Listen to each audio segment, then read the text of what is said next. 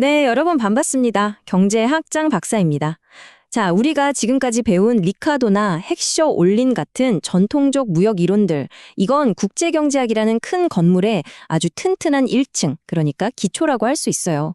국가 간에 무엇이 다른가에 초점을 맞춰서 무역의 원리를 설명했죠. 오늘은 바로 그 기초 위에 세상을 완전히 새로운 관점으로 보게 해줄 2층을 쌓아 올리는 시간입니다.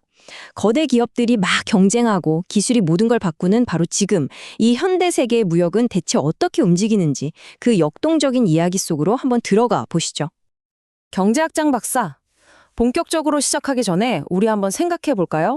각 나라가 자기가 더 잘 만드는 것에 특화해서 교환하면 결국 모두에게 이득이 된다는 이 비교 우위의 원리. 정말 아름답고 강력한 이론이죠. 그런데 말이죠. 과연 이 멋진 원리 하나만으로 오늘날 우리가 보는 이 복잡한 무역 현상들을 전부 다 완벽하게 설명할 수 있을까요? 여러분 생각은 어떠세요? 교수님, 아마 아닐 것 같습니다. 요즘 뉴스를 보면 나라의 자원이나 노동력 차이 말고도 어떤 특정 기술이나 브랜드 같은, 그러니까 기업의 힘이 훨씬 더 중요해 보이기도 하거든요. 오, 아주 예리한 지적인데요. 바로 그거예요. 민주당생이 말한 그 기업의 힘 같은 새로운 변수들, 즉 전통 이론이 미처 다 담지 못했던 현실의 변화 때문에 새로운 이론이 필요해진 겁니다. 자, 그럼 먼저 전통 이론이 어떤 한계에 부딪혔는지부터 명확하게 한번 짚어보죠. 제가 한번 정리해 볼게요. 리카도 모형은 국가 간의 노동 생산성 차이, 그리고 헥셔 올린 모형은 자본이나 노동 같은 생산 요소 부존량의 차이가 무역의 원인이라고 봤어요.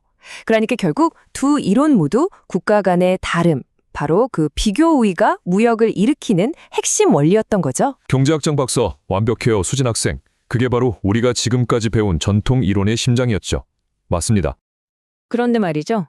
제2차 세계대전이 끝나고 세계 경제가 폭발적으로 성장하면서 경제학의 아주 오랜 믿음을 뿌리채 흔드는 현상들이 나타나기 시작합니다.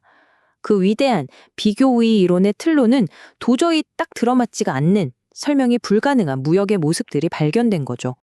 경제학장 박사는 당시 현실이 경제학자들에게 아주 흥미로운 질문들을 던졌습니다. 이건 뭐랄까, 잘 짜인 추리소설처럼 기존의 용의자, 즉 비교 우위만으로는 절대 풀 수 없는 세 가지의 거대한 수수께끼였어요. 과연 그 질문들은 무엇이었을까요?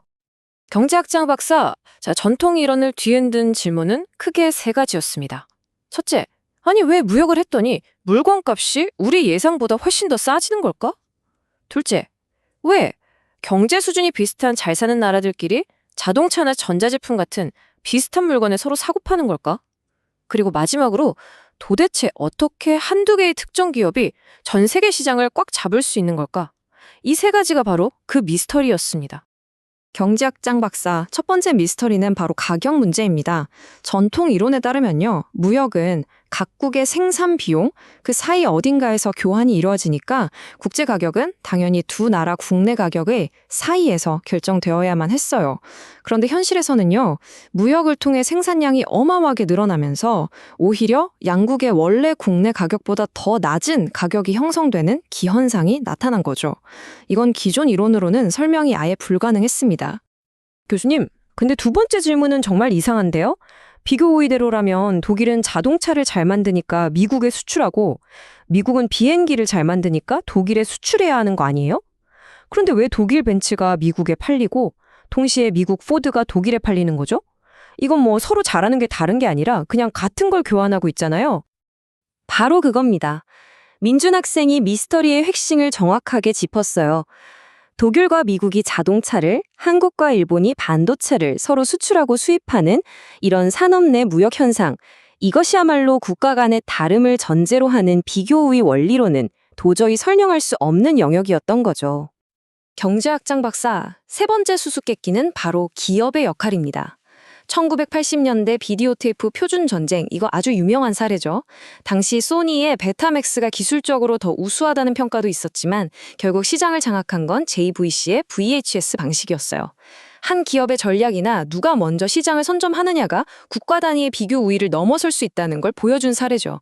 전통 이론에서는 이렇게 개별 기업의 힘을 중요하게 보지 않았기 때문에 이런 현상을 설명하기가 참 어려웠습니다. 경제학장 박사, 자, 이렇게 현실이 던진 풀리지 않는 질문들.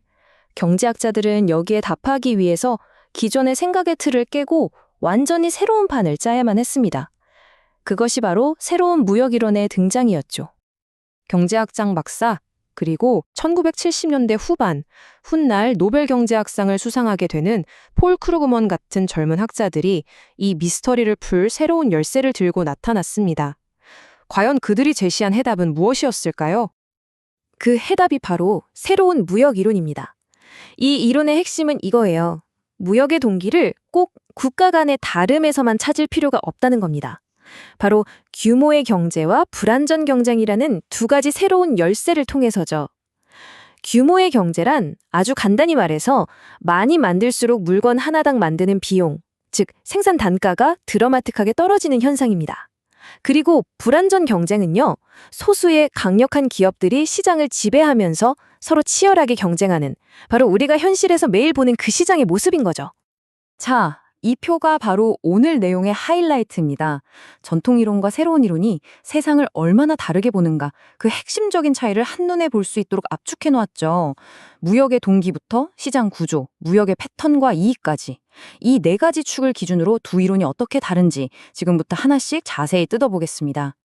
먼저 무역 동기를 보세요. 전통 이론은 노동력이 풍부한 나라와 자본이 풍부한 나라가 교환하는 것처럼 서로의 다른 점, 즉 비교 우위가 무역의 유일한 이유라고 봤습니다.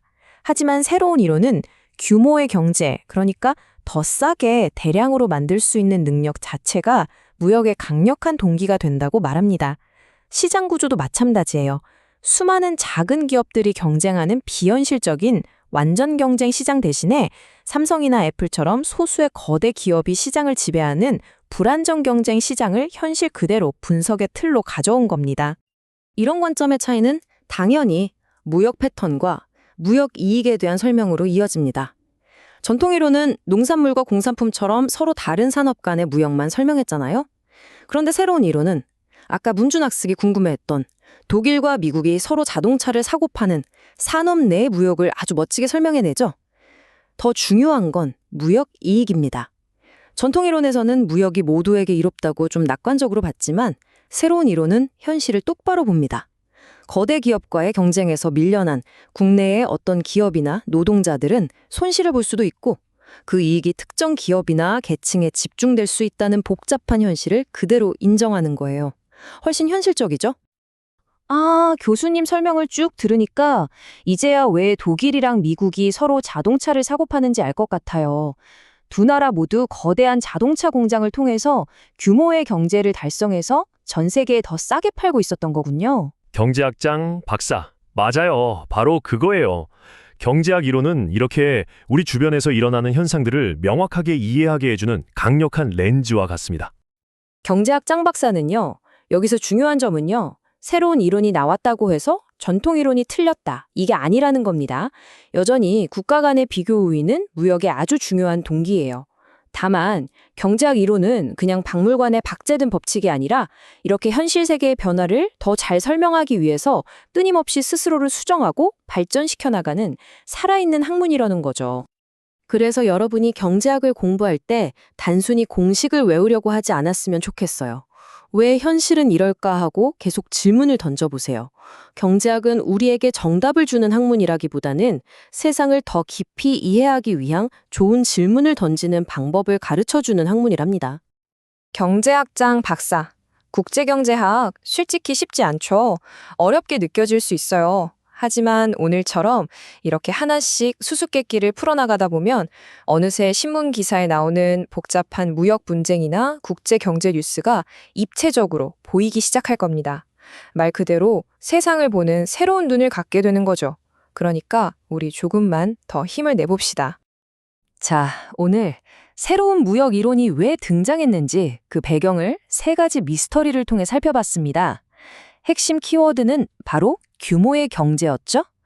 그렇다면 이 규모의 경제라는 것이 구체적으로 어떻게 무역을 바꾸고 또 우리가 사는 세상과 우리 개개인의 삶에 어떤 영향을 미치는지 궁금하지 않으세요? 그 흥미진진한 이야기는 다음 시간에 계속 이어가도록 하겠습니다. 모두 수고 많았습니다.